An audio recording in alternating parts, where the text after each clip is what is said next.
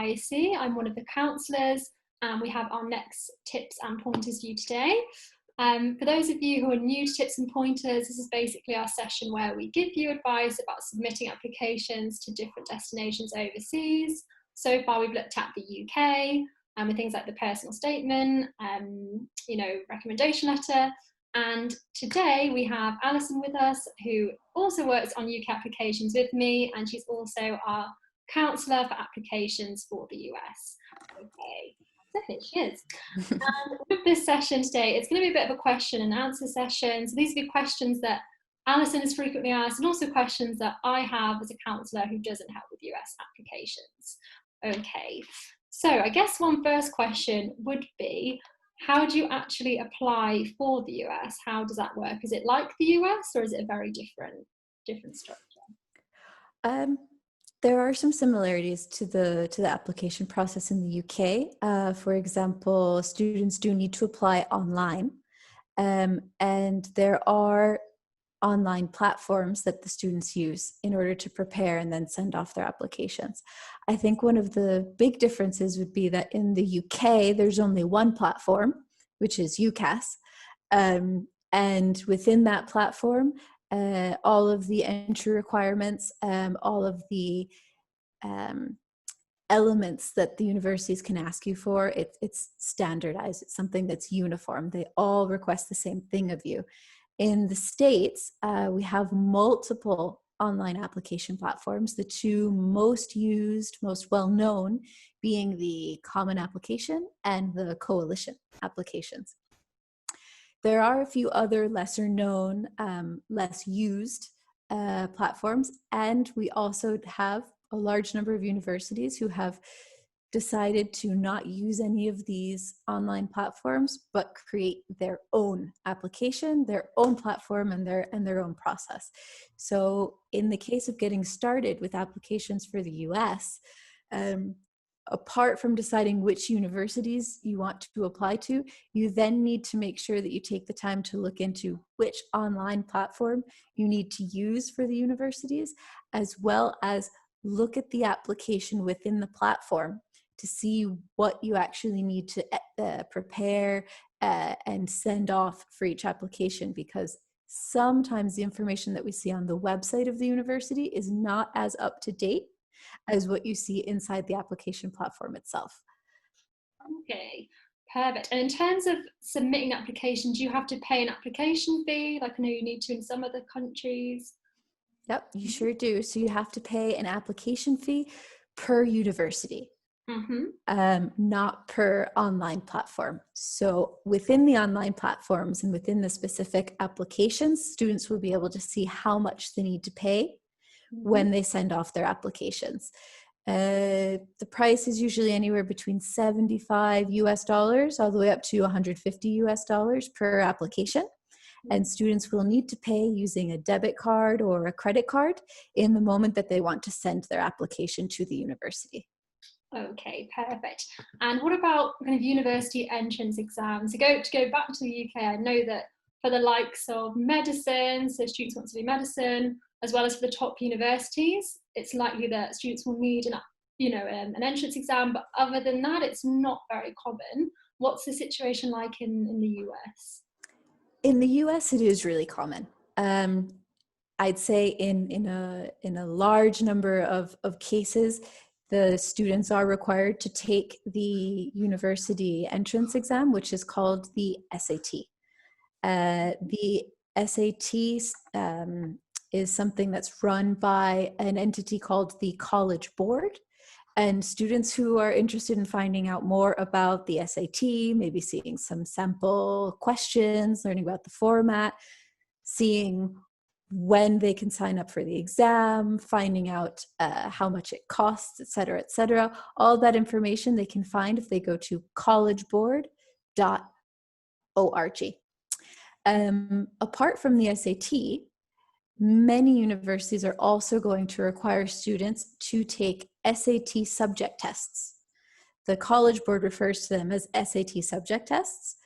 Many universities refer to them as SAT subject tests, but there are actually a number of universities who will refer to them on their website as SAT2s. So it's just something that's something important to know. Yeah. So students who need to take subject tests, typically they'll need to take between 2 and 3.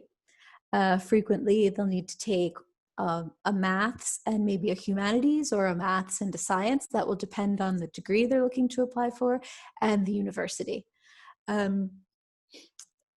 They can also find the information for the test dates, how to sign up, how to prepare on collegeboard.org.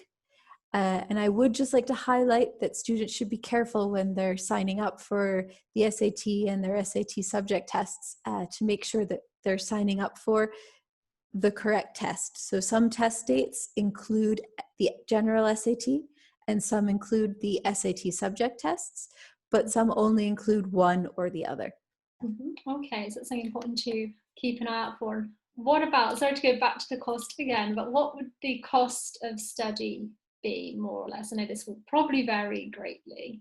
It's going to vary quite a bit. Yeah, is it a state-funded university? Does it receive any funding from the state? Is it a private university? Is it a public university? Where is it located? What kind of qualifications does it, provide? We have the associate's degree qualification in the United States, which is 2 years of higher education study. Or you could go on to the traditional bachelor's degree qualification, which would be 4 years of study. To try and give an estimate in terms of prices for tuition, not including accommodation and food, we're looking at anywhere between $20,000 all the way up to $70,000 per year, depending on the university. Okay, so quite a big variation. And are there any financial aids or anything, any help that the government can give? Or thinking specifically about international students, the only financial aid available would be again, through the College Board. There is an application called the CSS profile that parents can complete and send off. This would give them possible access to some grants and some loans. However, the decision is based on the income that the family has. And in most cases, if a family has a combined income of above more or less the equivalent to €50,000 per year, it's likely that they won't receive any funding.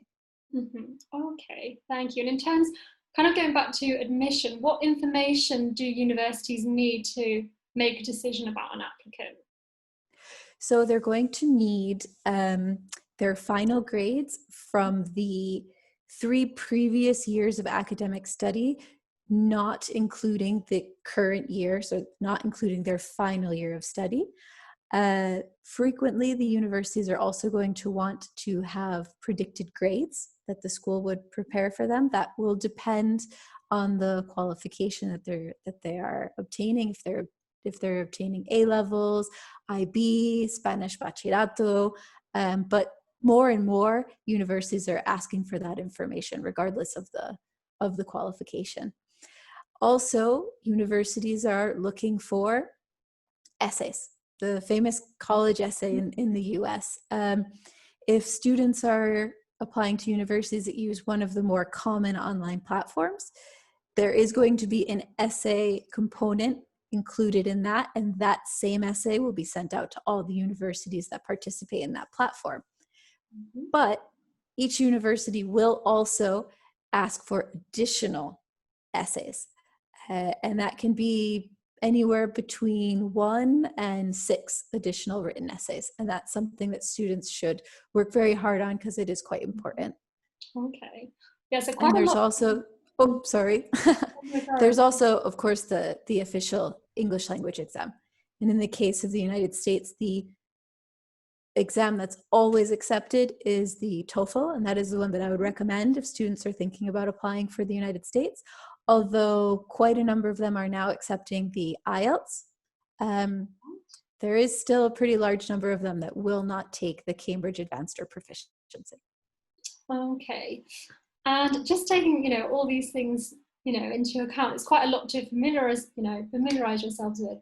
Are there any resources or any, recommendations you would give for students who are interested in the US but feel maybe a little overwhelmed in terms of how to actually find more out about it and the different options? Yes, I 100% recommend that students find their guidance counselor at their school if they have one, and that they person to help them go through the whole process. If they don't have a guidance counselor, then I would be more than happy to be that person to help them go through the process, of course. And thinking of online resources for students who maybe might want to just take a look and start familiarizing themselves with universities. Again, through the College Board, I would recommend a search site that's called Big Future, because they can search using size, so they can filter by large, medium, small in terms of the campus, the number of students. They can filter for price. They can filter for the admissions statistics from previous years. So what did the average student get on their SAT or their SAT2? What was their average grade point average, things like that. And they can also filter for different elements connected to the campus life. So it's called Big Future, and the website would be bigfuture.collegeboard.org. Okay, brilliant, thank you. And then kind of probably one of the last questions actually, when will students, especially international students, when do they need to apply, or when do they need to start preparing to apply and thinking about, what they need to do? Okay, well, students who decide to apply early decision or early action to a university will need to have their applications in by the 1st of November. Students thinking about applying for a regular decision will need to have their applications in usually by between the 1st and the 2nd of January. Sometimes they have until the 10th of January. It would depend on the specific university.